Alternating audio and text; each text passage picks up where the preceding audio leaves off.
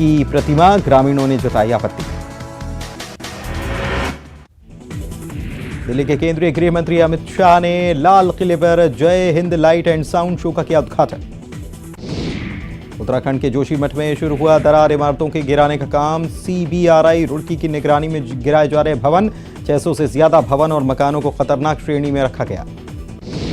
जोशीमठ में होटल गिराने के खिलाफ प्रदर्शन किया गया, लोगों ने पुलिस के साथ धक्का मुक्की की।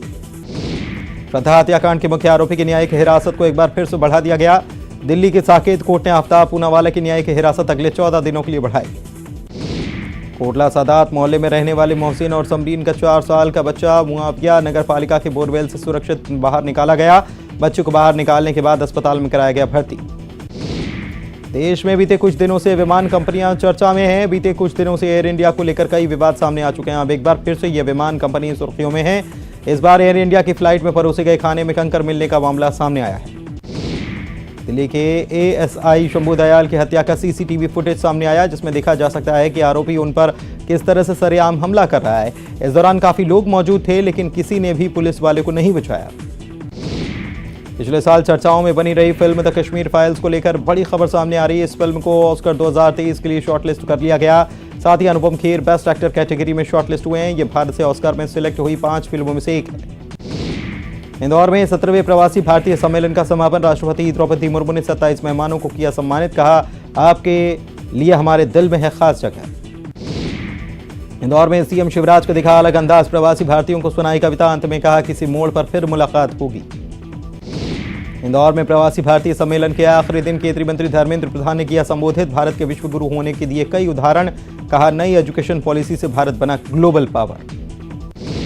देवास में निवेश करेंगे प्रवासी भारतीय। शहर में कोल्ड स्टोरेज बनेगा फूड पार्क। कलेक्टर से की हॉलैंड के प्रवासियों ने मुलाकात। 10 करोड़ की लागत से शुरू हुआ काम। सुप्रीम कोर्ट में भोपाल गैस त्रासदी मामले पर सुनवाई। पीड़ितों को अब तक मुआवजा नहीं मिलने पर जताई नाराजगी। CD के दावे पर पलटे कमलनाथ। कहा, मेरे पास नहीं कोई पेन ड्राइव। ग्वालियर में जनसुनवाई के दौरान हंगामा। आदिवासी महिलाओं ने खुद को आग लगाने की कोशिश। जाति प्रमाण पत्र निरस्त किए जाने से थी नाराज।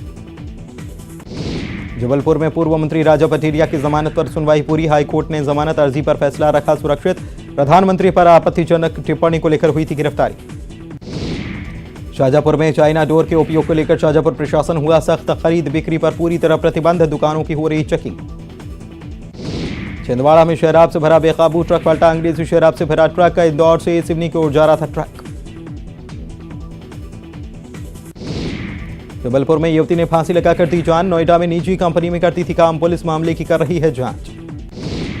बालाघाट में अतिक्रमण पर चला बुलडोजर। शहर की सड़कों से हटाया गया बेजा कब्जा। कार्रवाई के दौरान व्यापारियों से प्रशासन की नोकझोंक। सूरजपुर पर बोले CM भूपेश बघेल, सरकार कर रही छत्तीसगढ़ के सपनों को साकार। बीते 4 साल में सभी वर्गों के लिए हुआ काम। चैंबर ऑफ कॉमर्स के कार्यक्रम में CM भूपेश बघेल ने ली चुटकी। पुस्तक से तुलादान करने पर CM ने कहा, यह अच्छी पहल, पुस्तक देकर स्वागत करें। छत्तीसगढ़ चैंबर ऑफ कॉमर्स का 63वां सम्मेलन में शामिल हुए मुख्यमंत्री भूपेश बघेल। 4 साल में 1.5 लाख करोड़ रुपए लोगों की जेब में गए। कोंडागांव में धर्मांतरण पर सियासत जारी। मंत्री कवासी लखमा ने BJP पर साधा निशाना। कांग्रेस के 4 साल के शासन में नहीं हुआ धर्मांतरण, ये बात भी कही।